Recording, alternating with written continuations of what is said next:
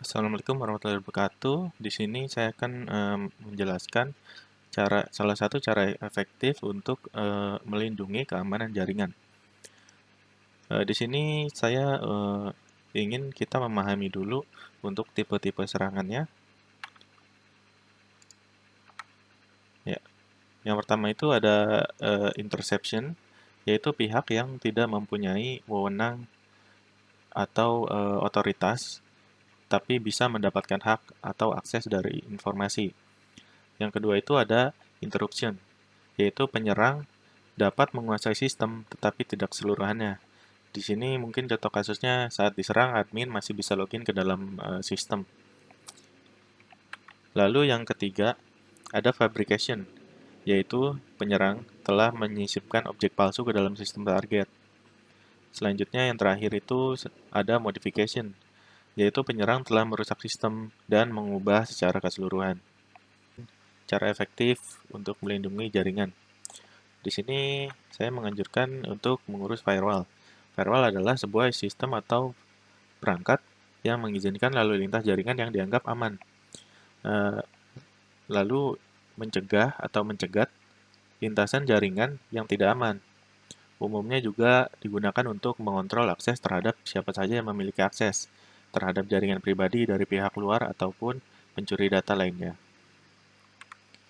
Di sini fungsi firewall secara umum yang pertama mengatur dan mengontrol lalu lintas seperti yang dijelaskan dari deskripsi sebelumnya.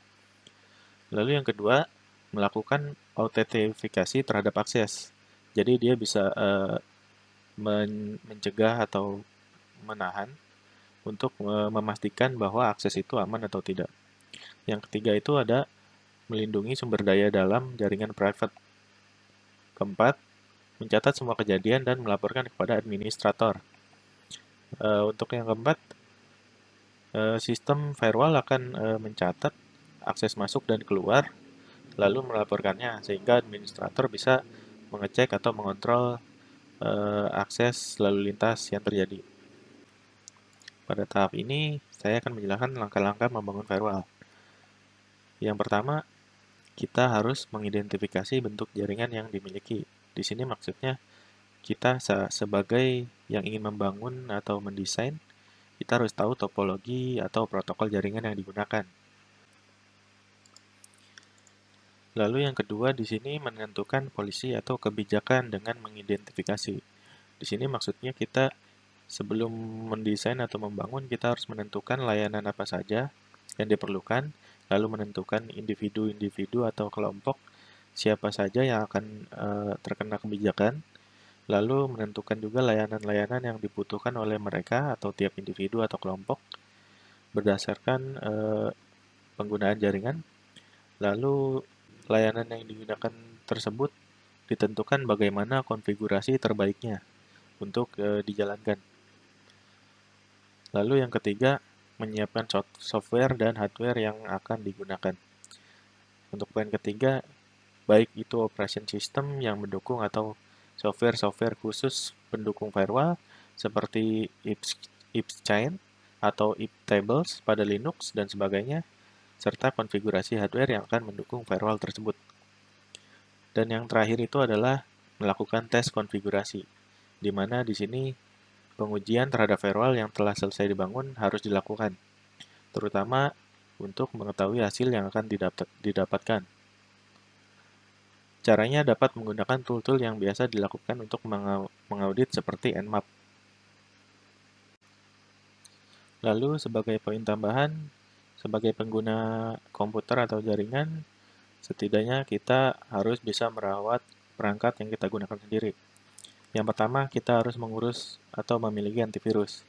Bisa seperti Smadaf atau Windows Defender. Yang kedua itu kita harus menggunakan OS dan aplikasi original untuk menghindari serangan atau virus yang bisa masuk ke perangkat. Kita harus melakukan backup pada data secara berkala.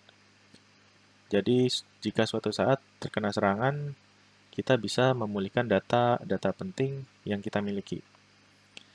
Untuk virus, kita bisa selalu mengupdate sistem restore. Jadi saat ada serangan kita bisa merestore pada tanggal saat sistem kita sedang prima. Yang untuk langkah terakhir mungkin jika sudah terkena virus parah, kita bisa melakukan install ulang. Ya, sekian penjelasan dari saya mengenai efektivitas untuk melindungi jaringan. Kurang lebih mohon maaf. Assalamualaikum warahmatullahi wabarakatuh.